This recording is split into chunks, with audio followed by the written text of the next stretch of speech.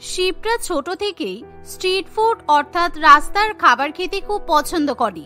বাড়ি থেকে বেরোলেই সে সবার আগে স্ট্রিট ফুড খায় এবং তারপর অন্য কোনো কাজ করে। প্রত্যেক দিনের মতো শিপ্রা আজও রাস্তায় স্ট্রিট ফুডের দোকানে গিয়ে egg roll, chicken chowmein, mutton momo এবং চিকেন কাবাব অর্ডার করে খায়।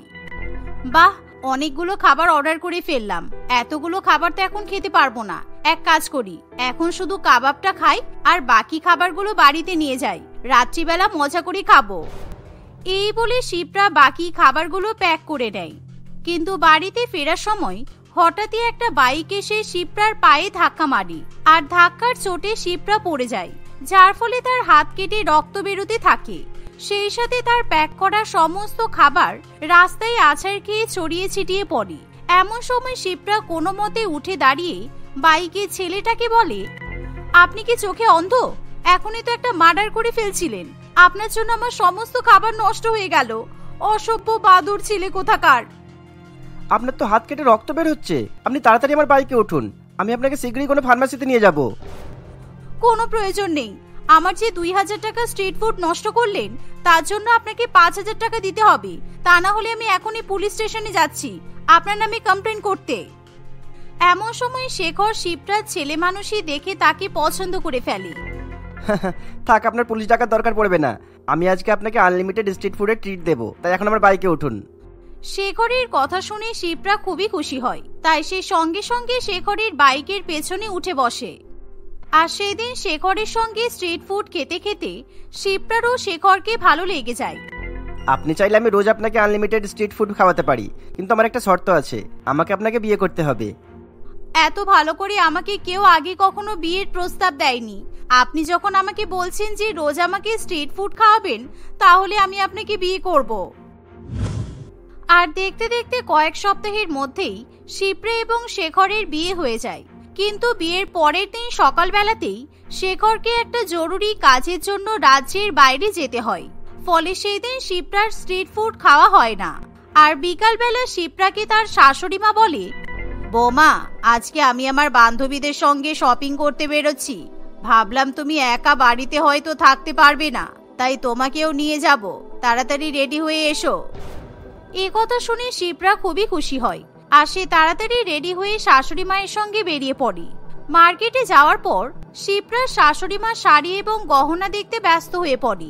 এমন সময় শিপ্রা চুপি চুপি স্ট্রিট ফুডের দোকানে চলে যায় আর সেখানে গিয়ে সে 1 প্লেট মোমো, চাউমিন, ঘুগনি চাট এবং চাউমিন অর্ডার করে খেতে থাকে। কিন্তু স্ট্রিট ফুড খেতে খেতে শিপ্রা লক্ষ্য করে তার কাছে খাবারের টাকা দেওয়ার মতো টাকা নেই। তাই তখনই শিপ্রা তার শাশুড়ি মায়ের কাছে গিয়ে বলে, মা, আমার খুব খিদে পেয়েছিল, আমি ওই সামনে স্ট্রিট ফুডের দোকান থেকে অনেক খাবার খেয়ে ফেলেছি আর আমার কাছে এখন কোনো টাকা নেই, আপনি গিয়ে টাকাটা একটু দিয়ে আসুন। এই শুনে মনিকা দেবী স্ট্রিট ফুডের দোকানে যায় আর সেখানে গিয়ে দেখে শিপ্রা 3000 টাকা বিল করে বসে আছে, যা দেখে সে তার বৌমার উপর খুবই রেগে যায়। আসলে মনিকা দেবী শপিং করার জন্য কেবলমাত্র 4000 টাকা নিয়ে বাড়ি থেকে বেরোয়, কিন্তু এখন তার বৌমা 3000 টাকার স্ট্রিট ফুড খেয়ে ফেলে, যার ফলে মনিকা দেবীর কাছে শপিং করার মতো আর পরিমাণ মতো টাকা বেঁচে থাকে না। তুমি স্ট্রিট ফুডের দোকানে এসে 3000 টাকার খাবার খেয়ে ফেললে, অথচ আমাকে একবারও জিজ্ঞাসা করার প্রয়োজন মনে করলে না? তুমি জানো তোমার এই বাদরামির জন্য আমি 2000 টাকা শাড়িটা কিনতে পারবো না। আপনাকে তো দেখলাম জিনিসপত্র দেখতে ব্যস্ত ছিলেন, তাই আমি আর আপনাকে বিরক্ত করলাম না। তাছাড়া আমার ভীষণ খিদে পেয়েছিল আর স্ট্রিট ফুড না খেলে আমার একটুও ভালো লাগে না। আমি স্ট্রিট ফুড খেতে খুব ভালোবাসি। আমি বাপের বাড়িতে থাকতে প্রত্যেকদিন বিকালে স্ট্রিট ফুড খেতে বেরোতাম। বাপের বাড়িতে যত স্ট্রিট ফুড খেয়েছো, কিন্তু শ্বশুর বাড়িতে এসে আর এসব খাওয়া চলবে না। আমাদের বাড়িতে কেউ স্ট্রিট ফুড খায় না। আমি যেন কোনোদিনও তোমাকে আর স্ট্রিট ফুড খেতে না দেখি। এভাবে শাশুড়ি মা সবার সামনে বৌমাকে বকাবকি করতে করতে বাড়িতে নিয়ে আসে আর রাত্রিবেলা শিপ্রা রান্না বান্না করে তার শ্বশুর মশাই এবং শাশুড়ি মাকে খেতে দেয়। কিন্তু সে চুপি চুপি স্ট্রিট ফুডের দোকান থেকে প্যাক করে নিয়ে আসা খাবারগুলো খায়। আর সেদিন রাত্রিবেলা শিপ্রা শেখরকে ফোন করে বলে, তুমি কবে বাড়ি আসবে? আমি আর অপেক্ষা করতে পারছি না, তুমি তাড়াতাড়ি বাড়ি এসো আর আমাকে স্ট্রিট ফুড কিনে দাও। বিয়ের আগে তুমি তো খুব তো বলেছিলে আমাকে প্রত্যেকদিন আনলিমিটেড স্ট্রিট ফুড খাওয়াবে। আরে বাবা, তুমি রাগ করছো কেন? আমি বলেছি যখন নিশ্চয়ই খাবো, কিন্তু আমাকে কাজের সূত্রে এখন এই রাজ্যে 1 মাস থাকতে হবে। আমি যখন বাড়ি ঢুকবো তখন তোমার জন্য 1 গাদা স্ট্রিট ফুড নিয়ে আসবো। আজ বিকালে তোমার মায়ের সঙ্গে বেরিয়ে একটু স্ট্রিট ফুড খেয়েছি বলে তোমার মা ভীষণ রাগ করেছে, সবার সামনে আমাকে অনেক অপমান করেছে। আর তোমাকে তো বলা হয়নি? আমার মা আগে তোমার মতো স্ট্রিট ফুড পাগল ছিল, তারপর হঠাৎ করে একদিন মায়ের শরীর খারাপ হয়, তারপর থেকে মা শুধু বাড়ির খাবারই খেতে শুরু করে। এখন স্ট্রিট ফুড দেখলে মা প্রচন্ড রেগে যায়। তুমি মাকে লুকিয়ে লুকিয়ে স্ট্রিট ফুড খাওয়ার চেষ্টা করো, কেমন? আমি এখন প্রত্যেকদিন বেরিয়ে স্ট্রিট ফুড খাবো কিভাবে? শাশুড়ি মায়ের হাতে ধরা পড়লে আবার তো সমস্যা। শেখর আসতে এখনো 1 মাস সময় লাগবে। 1 মাস আমি স্ট্রিট ফুড না খেয়ে থাকতেই তো পারবো না। এমনই ভাবনা চিন্তা করতে করতে শিপ্রা ঘুমিয়ে পড়ে। আর পরের দিন সকালবেলা শেখরের বাবা সুভাষবাবু যখন বাজারে যাবে তখন শিপ্রা শ্বশুর মশাইকে বলে, বাবা, আপনাকে আজকে বাজারে যেতে হবে না, আপনি আমাকে টাকা দিন, আমি আপনার হয়ে বাজার করে আনবো। আপনার তো বয়স হয়েছে, এই গরমে রোদের মধ্যে আপনি যদি বাজারে যান আপনার তো শরীর খারাপ করতে পারে। শিপ্রার কথা শুনে সুভাষবাবু খুশি হয়ে বলে, বাহ, তুমি আমাকে নিয়ে এত চিন্তা করো, এটা শুনে খুব ভালো লাগলো। তবে তোমাকে যেতে হবে না, আমি একাই বাজারে যেতে পারবো। তুমি আমার বাড়ির নতুন বউ, তোমাকে আমি কি করে বাজারে পাঠাই বলো তো? আমি আপনার বাড়ির মেয়ে হলে তো আপনাকে বাজারে যেতে দিতেন। আপনি আমাকে বৌমা হিসেবে দেখছেন, মেয়ে হিসেবে নয়, তাই আমাকে বাজারে যেতে দিতে চাইছেন না, তাই তো? না না, আমি ওভাবে বলতে চাইনি, তুমি তো আমার মেয়ের মতোই। আচ্ছা বেশ, তুমি যখন এত জেদ করছো, এই নাও 500 টাকা, বাজারে গিয়ে একটা বড় রুই মাছ আর সবজি নিয়ে এসো, কেমন? এই শুনে শিপ্রা খুবই খুশি হয়। তাই সে তখনই বাজারে গিয়ে স্ট্রিট ফুডের দোকান খুঁজে পরোটা এবং কষা মাংস অর্ডার করে খেতে শুরু করে। এভাবেই দেখতে দেখতে সে 6 প্লেট পরোটা এবং মাংস কষা খেয়ে ফেলে।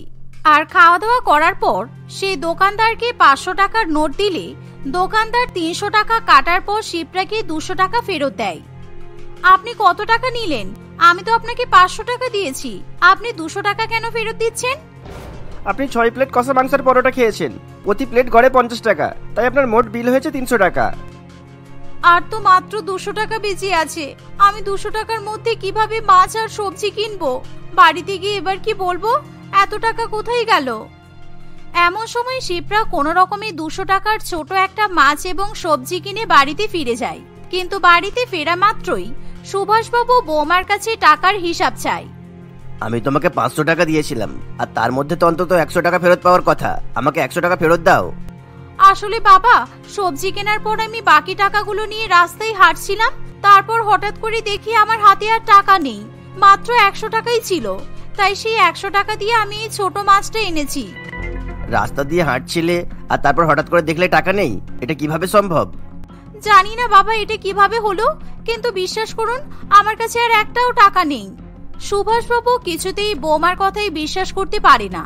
তাই পরের দিন সকালে শিপ্রা আবার বাজারে যেতে চাইলেও সুভাষবাবু বৌমাকে বাজারে যেতে দেয় না, যার ফলে শিপ্রা বিপদে পড়ে। আর ঠিক এমন সময় শিপ্রার ফোনে তার বান্ধবী সুনিতার কল আসে। কিরে, কেমন আছিস? তোর তো কোনো খবরই নেই। আমি অনেক দিন বাদে বাড়িতে এসেছি, তাই ভাবলাম তোর সাথে দেখা করি। আজকে বিকালে দেখা করতে পারবি তো? আর কেমন আছিস? ভীষণ খারাপ আছি রে। আমার শাশুড়ি মা আমাকে স্ট্রিট ফুড খেতেই দেয় না। তুই তো জানিস আমি স্ট্রিট ফুড খেতে কত ভালোবাসি। আচ্ছা, আমার মাথায় কিন্তু একটা আইডিয়া এসেছে। আজকে বিকালে দেখা কর, আজ আমার নাম করে বেরিয়ে পড়, তারপর তোকে আমি বলছি আইডিয়াটা কি। বান্ধবীর কথা শুনে শিপ্রা সেদিন বিকালে তার সঙ্গে দেখা করতে চলে যায়। আর তারা দুজনে একটা স্ট্রিট ফুডের দোকানে দেখা করে। সুনিতা আগেই শিপ্রার জন্য দই ফুচকা, চিকেন কাবাব, চিকেন প্যাটিস অর্ডার করে রাখে। আর যা দেখে শিপ্রা খুবই খুশি হয়ে সঙ্গে সঙ্গে খাবারগুলো খেতে শুরু করে দেয়। কতদিন পরে আজকে মন ভরে তৃপ্তি করে স্ট্রিট ফুড খাচ্ছি, তোকে বলে বোঝাতে পারবো না। আমার মধ্যে যেন আমার প্রাণটা ফিরে এলো। এবার থেকে তুই প্রত্যেকদিন স্ট্রিট ফুড খেতে পারবি, আর তোর শ্বশুর বাড়িতে কেউ একথা জানতেও পারবে না। কিন্তু কিভাবে? আমি বাড়ি থেকে কি বলে বেরোবো? আমাকে তো বাড়ি থেকে কেউ বের হতেই দেয় না। আর এখন আমার বড় তো বাড়িতে নেই। শোন, তুই বলবি তুই একটা চাকরি পেয়েছিস। তুই চাকরি করতে যাওয়ার নাম করে সারা দিন বাইরে বেরিয়ে স্ট্রিট ফুড খাবি, আর তারপর বিকাল বেলা বাড়িতে যাবি। আইডিয়াটা ভালো, কিন্তু আমি কি বলবো? আমি কিসের চাকরি করি? আর আমি হঠাৎ করে চাকরি পেয়ে গেলাম কি করে? বাড়িতে তো কেউ বিশ্বাস করবেই না। তুই বলবি বিয়ের আগে তুই স্কুল টিচার হওয়ার পরীক্ষা দিয়েছিলিস, আর এখন তার রেজাল্ট বেরিয়েছে তাই তুই একটা চাকরি পেয়েছিস। শিপ্রার কথা শুনে সুনিতার খুবই ভালো লাগে। আর সেদিনই শিপ্রা বাড়িতে ফিরে শ্বশুরমশাই এবং শাশুড়ি মাকে তার চাকরি পাওয়ার কথা জানায়। যা শুনে তার শ্বশুরমশাই এবং শাশুড়ি মা দুজনেই খুবই খুশি হয়। আর পরের দিন সকালবেলাতেই শিপ্রা বাড়ি থেকে বেরিয়ে যায়। আর সে সারাদিন রাস্তায় ঘুরে ঘুরে স্ট্রিট ফুড খায় এবং বিকালে বাড়িতে ফিরে আসে। কিন্তু অন্যদিকে মনিকা দেবী বৌমা এরকম চাকরি পাওয়ায় মনে মনে খুবই খুশি থাকে। তাই সে যেখানেই চেনা জানা লোকজনকে দেখতে পায় তাদেরকে ডেকে ডেকে বৌমার চাকরির ব্যাপারে বলতে থাকে। জানো দিদি, আমার বৌমা একটা নতুন চাকরি পেয়েছে। রোজ সকালবেলা 10টার সময় যায় আর ওই 4টের মধ্যে বাড়ি ফিরে আসে।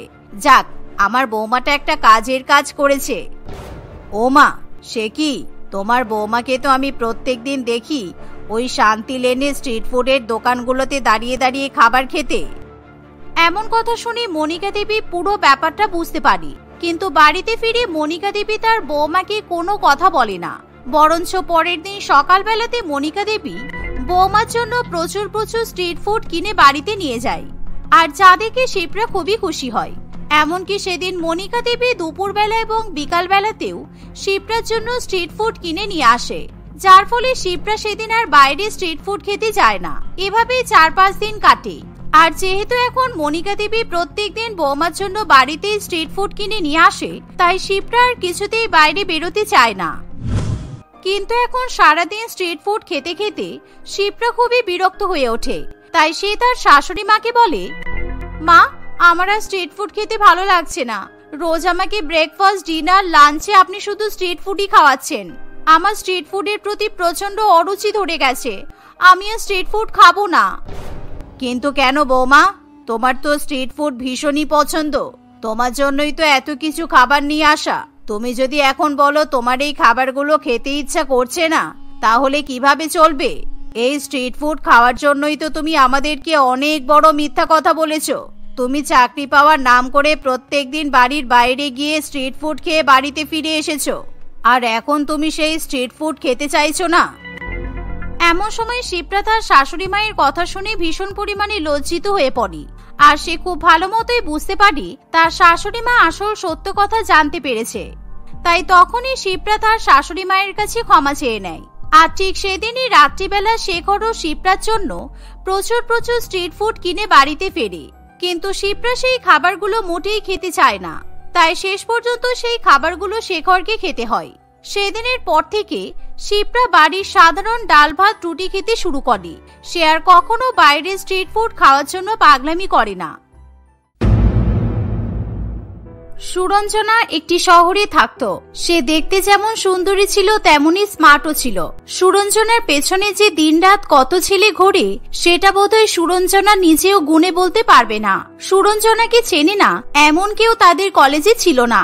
সকল ছেলেদের থেকে বেশি বেশি করে পাত্তা পাওয়াটা সুরঞ্জনার কাছে অহংকারের একমাত্র কারণ হয়ে ওঠে।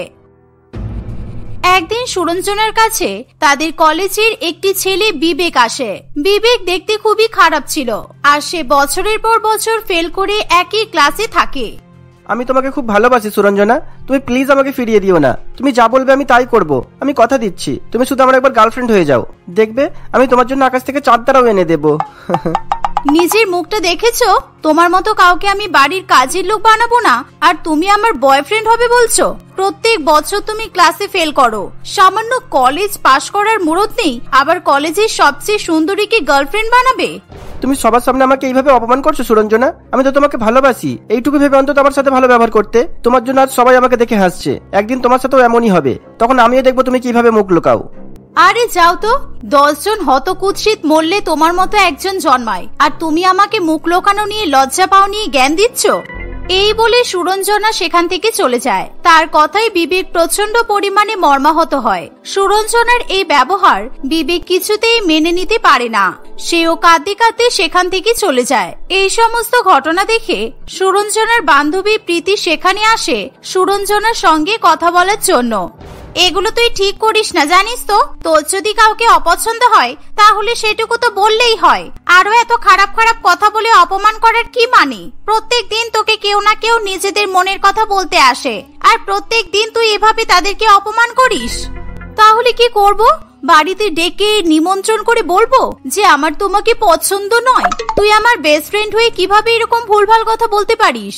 এই কলেজের কেউ আমার লেভেলের নয়, তাই আমাকে সবার মন ভাঙতেই হয়। কেন, আমাদের কলেজের ছেলেরা কি সবাই খুব খারাপ? তুই যে দিনের পর দিন লোকজনকে রিজেক্ট করছিস তার কারণটা কি শুনি? আচ্ছা, আকাশ, বিপ্লব, অরুণ এদের কেন রিজেক্ট করলি তুই? এরা তো হ্যান্ডসাম ছেলে। দেখ, আকাশের বাবা একজন গাড়ির মেকানিক, আমি কোনো গাড়ির মেকানিকের বৌমা হতে পারবো না। বিপ্লবদের বাড়িতে কেউ ননভেজ খায় না, ওদের বাড়িতে গেলে আমাকেও নিরামিষ খেয়ে দিন কাটাতে হবে, যেটা তো আমার পক্ষে সম্ভব নয়। আর অরুণ বলেছে ওর প্রিয় খাবার ফ্রাইড রাইস আর চিলি চিকেন, ওর নাকি বিরিয়ানির গন্ধ পছন্দ নয়। ওদের বাড়িতে গেলে আমার তো বিরিয়ানি খাওয়াই বন্ধ হয়ে যাবে। সুরঞ্জনার কথা শুনে প্রীতি খুবই অবাক হয়। অদ্ভুত অদ্ভুত কারণে সুরঞ্জনা ছেলেদের রিজেক্ট করে, এটা ভাবতেই প্রীতির খুবই অবাক লাগে। তাহলে তোর কেমন ছেলে পছন্দ একটু শুনি? তাকে কি আদৌ পাওয়া যাবে নাকি অর্ডার দিয়ে বানাতে হবে? পাওয়া যাবে, ওটারই তো খোঁজ করছি। আমি এমন একজনকে বিয়ে করব যে আমাকে প্রত্যেক দিন বিরিয়ানি খাওয়াতে পারবে, সেও আমার মতো বিরিয়ানি পাগল হবে। আমরা শহরের বিভিন্ন প্রান্তে ঘুরে ঘুরে প্রত্যেক দিন বিরিয়ানি খাবো। ও, এই ব্যাপার। তার মানে তোর হাই কোলেস্টেরল আর হাই ব্লাড প্রেশার ওয়ালা ছেলে লাগবে, তাই তো? এইভাবেই তারা দুই বন্ধু হাসাহাসি করতে থাকে। দেখতে দেখতে আরো কয়েকদিন কাটে। একদিন সুরঞ্জনা বাড়িতে বসে গান শুনছে, এমন সময় তাদের বাড়ির কলিং বেল বেজে ওঠে। বাড়িতে তখন কেউ ছিল না, তাই সুরঞ্জনাকে উঠে গিয়ে দরজা খুলতে হয়। দরজা খুলে সুরঞ্জনা যা দেখে তা দেখে তার মাথা ঘুরে যায়। একটা বড় বিরিয়ানির হাঁড়ি লাল কাপড় দিয়ে মুড়ে সেখানে রাখা ছিল, তার উপর একটা ছোট্ট বাক্স ছিল। সেই বাক্সের ভেতরে একটা চিঠিও ছিল। সেই চিঠিতে লেখা ছিল, এই সপ্তাহে আমার বাড়ির আশেপাশের বিরিয়ানির দোকান বন্ধ থাকবে, তাই প্রত্যেক দিন বিরিয়ানি পাঠাতে পারবো না। সেই জন্য একেবারে এক সপ্তাহের বিরিয়ানি পাঠিয়ে দিলাম। আমি আশা করছি তুমি খুশি হবে। কি ব্যাপার, এটা কি পাঠালো? কোনো নাম লেখা নেই, নাম্বারও লেখা নেই। হঠাৎ করে এমন এক সপ্তাহের বিরিয়ানি পাঠানোর মানেই বা কি? আমি তো কিছু বুঝতে পারছি না এসব। এমন সময় হঠাৎই সুরঞ্জনার ফোনটা বেজে ওঠে। আশা করছি গিফটটা তোমার পছন্দ হয়েছে। যখনই জানতে পেরেছি যে তোমার সঙ্গী হতে গেলে তোমাকে প্রত্যেকদিন বিরিয়ানি খাওয়ানোর ক্ষমতা থাকতে হবে, তখনই সিদ্ধান্ত নিয়েই নিয়েছি তোমাকে আমি প্রত্যেকদিনই বিরিয়ানি খাওয়াবো। কথাটা আমি প্রীতিকে ছাড়া আর কাউকেই তো বলিনি। তাহলে নিশ্চয়ই প্রীতি আমার জন্য আমার পছন্দ মতো কাউকে ঠিক খুঁজে ফেলেছে, এই না হলে আমার বেস্ট ফ্রেন্ড। কি হলো, কথা বলছো না যে? গিফটটা পছন্দ হয়নি? আর আমাদের এখানে এই সপ্তাহে কোনো বিরিয়ানির দোকান খুলবে না, তাই আমি এক সপ্তাহের একেবারেই পাঠিয়ে দিলাম। পরের সপ্তাহ থেকে প্রত্যেকদিন বিরিয়ানি পাঠাবো। কিন্তু আপনি কে? আমি তো সেটাই বুঝতে পারছি না। আপনি কি আমাকে চেনেন? আপনি কিভাবে জানলেন আমার এই প্রত্যেকদিন বিরিয়ানি খাওয়ার ব্যাপারটা? আপনাকে প্রীতি বলেছে, তাই তো? না না, আমাকে কেউ কিছু বলেনি। তবে আমি যাদের ভালোবাসি তাদের সমস্ত ভালো লাগা খারাপ লাগা আমি নখদর্পণে রাখি। সুরঞ্জনা বুঝতেই পারে না যে ছেলেটাকে সে ক্লাসের সবার সামনে কয়েকদিন আগে অপমান করে কাঁদিয়েছে, সেই ছেলেটার সঙ্গে সে হেসে হেসে গল্প করছে। সুরঞ্জনা সমস্ত বিরিয়ানি নিয়ে ঘরে চলে আসে। সঙ্গে সঙ্গে সে তার হাতের ফোনটা রেখে দিয়ে নিজের মতো বিরিয়ানি খাওয়া শুরু করে। সুরঞ্জনার মা বাবা বাড়িতে এসে এত বিরিয়ানির ব্যাপারটা তাকে জিজ্ঞাসা করলে সুরঞ্জনা কিছুই বলে না। এভাবে এক সপ্তাহ কাটে। এবার সুরঞ্জনার বাড়িতে প্রত্যেক দিনই বিরিয়ানি আসতে থাকে। এত বাড়াবাড়ি কিন্তু আমার ভালো লাগছে না। কে প্রত্যেক দিন তোকে বিরিয়ানি পাঠাচ্ছে? আর কেন তুই এই বিরিয়ানিগুলো খাচ্ছিস? যদি কোনোদিন কোনো ভুলভাল কিছু মেশানো থাকে তাহলে কি হবে? এরকম কিছু হবে না মা। যে বিরিয়ানি পাঠাচ্ছে সে আমাকে ভালোবাসে। শুধু শুধু সে তার ভালোবাসার মানুষের ক্ষতি কেন করবে বলো? আজকে যখন ছেলেটা ফোন করবে তখন আমাকে দিবি তো? আমি কথা বলবো। কত বড় ইন্ডাস্ট্রিয়ালিস্টের ছেলে, আমিও দেখবো কত টাকা হলে একটা ছেলে এভাবে কারোর বাড়িতে প্রত্যেকদিন বিরিয়ানি পাঠাতে পারে। তাহলে ভাবো মা, এর সাথে যদি আমার বিয়ে হয় তাহলে আমি তো রাজরানী হয়ে থাকবো। প্রীতি আমার জন্য একদম আমার পছন্দের মতো মনের মানুষ খুঁজে দিয়েছে, কিন্তু এই লোকটার সাথে আমার দেখাও হচ্ছে না জানো। এভাবেই তারা মা মেয়ে নানান রকম কথা বলতে থাকে। সেদিন রাতেও তাদের বাড়িতে বিরিয়ানি আসলে মধুজা দেবী সুরঞ্জনাকে বলে বিবেককে ফোন করার জন্য। সুরঞ্জনা তাই করে। বিবেক ফোনটা তুললেই সুরঞ্জনা মধুজা দেবীর হাতে ফোনটা দিয়ে দেয়। তোমার কি অনেক পয়সা বাবা? না মানে প্রত্যেকদিন এভাবে আমাদের বাড়িতে তুমি বিরিয়ানি পাঠাচ্ছ, তাই জিজ্ঞাসা করলাম আর কি। তোমার বাবা জানে এই কথাটা? কারণ আমি চাই না আমার মেয়ের জন্য তুমি তোমার বাবা মাকে লুকিয়ে তাদের টাকা পয়সা ধ্বংস করো।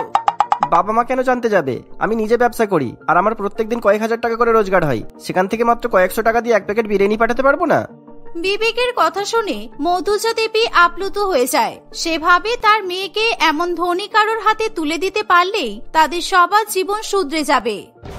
এভাবেই কিছুদিন কাটে। প্রত্যেকদিন বিরিয়ানি খেতে খেতে আর বিবেকের সঙ্গে গল্প করতে করতে সুরঞ্জনা যে বিবেককে ভালোবাসতে শুরু করে সে নিজেও বুঝতে পারে না। প্রত্যেকদিন বাড়িতে বিরিয়ানি আসার থেকেও বেশি সে অপেক্ষা করতে থাকে তার পছন্দের মানুষের ফোনের জন্য। এত কিছুর মধ্যে সুরঞ্জনা প্রীতিকে জিজ্ঞাসা করে উঠতেই ভুলে যায় যে প্রীতি তার জন্য কাকে পছন্দ করেছে বা কে এই ছেলে সুরঞ্জনার বাড়িতে প্রত্যেকদিন বিরিয়ানি পাঠাচ্ছে। একদিন সুরঞ্জনা এবং বিবেক ফোনে কথা বলছে। এমন সময়, তুমি আমার সাথে কথা বলছো প্রায় 3 মাস হতে চললো। এই 3 মাসে তুমি প্রত্যেকদিন আমার বাড়িতে বিরিয়ানি পাঠাচ্ছ, কিন্তু আজ অব্দি নিজের একটা ছবি পাঠাতে পারলে না। আমার কি তোমাকে দেখতে ইচ্ছা করে না বলো? আমি তো সবসময় তোমার আশেপাশে থাকি, শুধু তুমি আমাকে চিনতে পারো না তাই। এই যেমন আমি এখন দেখতে পাচ্ছি তুমি একটা নীল রঙের জামা পরে আছো আর ফোনে কথা বলতে বলতে বিরিয়ানি খাচ্ছ। মানে তুমি আমাকে দেখতে পাচ্ছ কিভাবে? তুমি কি আমার বাড়ির পাশে থাকো? আমার কিন্তু এবার খুব ভয় করছে। না না, আমি তোমার বাড়ির আশেপাশে কেন থাকবো? আমি বলেছিলাম মনে নেই যে পাড়ার সব বিরিয়ানির দোকান বন্ধ থাকবে? তোমার পাড়ায় কি আজ অব্দি সব বিরিয়ানির দোকান কোনোদিনও বন্ধ হয়েছে? একটু বুদ্ধি লাগাতে হয়তো সুরঞ্জনা। তুমি কিভাবে জানলে আমি কি রঙের জামা পরে আছি আর কিভাবে কথা বলছি? কারণ নীল তোমার প্রিয় রং, তুমি নিজেই বলেছো তোমার কাছে যত জামা আছে তার 90% নীল রঙের। আর একটু আগেই আমি বিরিয়ানি পাঠিয়েছি, তাহলে তুমি যে বিরিয়ানি খেতে খেতে নীল জামা পরে আমার সাথে ফোনে গল্প করছো, এটা না বলতে পারার কি আছে? এই কথা শুনে সুরঞ্জনার মনে একটু ভরসা আসে। তারা আবার নিজেদের মতো গল্পে মশগুল হয়ে যায়। এইভাবে প্রত্যেকদিন বিরিয়ানি পাঠানো আর ফোনে গল্প করাটা তাদের অভ্যাসে পরিণত হয়। দেখতে দেখতে প্রত্যেকদিন বিরিয়ানি পাঠানোর ঘটনার প্রায় 6 মাস পূর্ণ হয়। প্রত্যেকদিন বিরিয়ানি খেয়ে খেয়ে সুরঞ্জনার চেহারা আগের থেকে অনেক পাল্টে যায়। এখন আর তাকে আগের মতো দেখতে সুন্দর লাগে না। তার শরীরও মাঝে মাঝেই খারাপ করে। তার ব্লাড প্রেশার, কোলেস্টেরল সবই বাড়তে থাকে। আমি এবার তোমার সঙ্গে দেখা করতে চাই। অনেক হয়েছে লুকোচুরি। এতদিন ধরে কথা বলছি, প্রত্যেকদিন তোমার পাঠানো বিরিয়ানি খাচ্ছি, আর এখনো পর্যন্ত তোমার মুখটাই তো দেখলাম না। ঠিক আছে, তাহলে আজ বিকেল 5টায় তোমাদের কলেজের সামনের পার্কটাতে চলে এসো, আমি সেখানেই থাকবো। আজকের বিরিয়ানিটা না হয় আমার হাত থেকেই নিও। এই শুনে সুরঞ্জনা খুবই খুশি হয়। সে সুন্দর করে সেজে গুজে সময়ের আগে পার্কে চলে যায়। সেখানে গিয়ে তাদের নির্ধারিত জায়গায় বিবেককে বিরিয়ানির প্যাকেট হাতে দাঁড়িয়ে থাকতে দেখে সুরঞ্জনা খুবই ঘাবড়ে যায়। কি ব্যাপার, তুমি কেন এখানে? আমি যার সঙ্গে কথা বলতাম সে কোথায়? আমি এক্ষুনি তাকে ফোন করছি। এই বলে সুরঞ্জনা তার ফোনটা নিয়ে তার গুপ্ত প্রেমিককে ফোন করে, আর তখনই বিবেকের পকেট থেকে ফোনটা বেজে ওঠে। সুরঞ্জনার আর কিছুই বুঝতে বাকি থাকে না। বিরিয়ানি লোভে এমনই পাগল হয়ে গেলে যে কে তোমাকে ফোন করেছে তার নামটাও একবার জানতে চাইলে না? যদিও তুমি নাম জানতে চাইলে আমি অন্য নামই বলতাম, তবে তোমার লোভ আর মূর্খমি দেখে আমি তো অবাক হয়ে গেলাম। তোমার মাও তো আমার কাছ থেকে টাকা পয়সার কথা শুনে একজন অজানা কারোর থেকে তোমার প্রত্যেকদিন বিরিয়ানি খাওয়ার ব্যাপারটা মঞ্জুর করে নিল। কেন করলে তুমি এরকম আমার সাথে? আমি তোমাকে রিজেক্ট করেছিলাম বলে এইভাবে বদলা নিলে তুমি? তোমার পাঠানো বিরিয়ানি প্রত্যেকদিন খেয়ে খেয়ে আমি নিজেকে কেমন পাল্টে ফেলেছি দেখো। এগুলো কি তুমি ঠিক করেছো? এবার দেখলে তো কেউ রিজেক্ট করলে তোমার কেমন লাগে। যদিও আমি তোমাকে রিজেক্ট করবো না, তুমি আমার ভালোবাসা বলে কথা। তবে আমি তোমাকে দুটো অপশন দিচ্ছি, হয় তুমি এই মুহূর্তে আমায় বিয়ে করবে, না হয় এই 6 মাস অর্থাৎ 180 দিনের হিসেবে টোটাল 90,000 টাকা আমাকে দিতে হবে আজই আর এক্ষুনি। আর তুমি যদি আমায় বিয়ে না করো তাহলে শুধু 500 টাকা প্লেটের বিরিয়ানি তোমায় ফ্রিতে কেন খাওয়াতে যাবো শুনি? বড় বড় দোকান থেকে বিরিয়ানি খেয়েছো আর তার দাম তো তোমাকে দিতেই হবে। এটা কি তুমি ঠিক করলে? আমি সত্যিই তোমার সঙ্গে কথা বলে তোমাকে ভালোবেসে ফেলেছিলাম, কিন্তু তুমি সব মিথ্যা করে দিলে। আমি কিছুতেই তোমাকে বিয়ে করব না। আমি তোমাকে সব টাকা দিয়ে দেব। সুরঞ্জনার বাবা অতটাও ধনী ছিল না যে এক কথাতে 1 লক্ষ টাকা বের করে দিতে পারবে। সুরঞ্জনা তার বন্ধু বান্ধব সবার কাছে সাহায্য চায়, কিন্তু সুরঞ্জনা যেভাবে দিনের পর দিন তার রূপের অহংকারে সবাইকে ছোট করেছে সেসব মনে পড়তেই তাকে আর কেউ সাহায্য করতে চায় না, এমনকি তার বান্ধবী প্রীতিও নয়। সুরঞ্জনা বাধ্য হয় বিবেককে বিয়ে করার জন্য। বিবেক সত্যি অর্থবান ছিল, কিন্তু সুরঞ্জনার বাবা মা কেউই তাদের বিয়েতে অমত করেনি। সুরঞ্জনার কলেজের পড়াশোনাও অপূর্ণ থেকে যায়, কারণ যেই কলেজে দাঁড়িয়ে সে বিবেককে রিজেক্ট করেছিল বিবেক অভিষেককে বিয়ে করার পর সেই কলেজে সুরঞ্জনা আর যেতে চায়নি, কিন্তু সুরঞ্জনার বন্ধু বান্ধবরা আজও তাকে নিয়ে হাসাহাসি করে।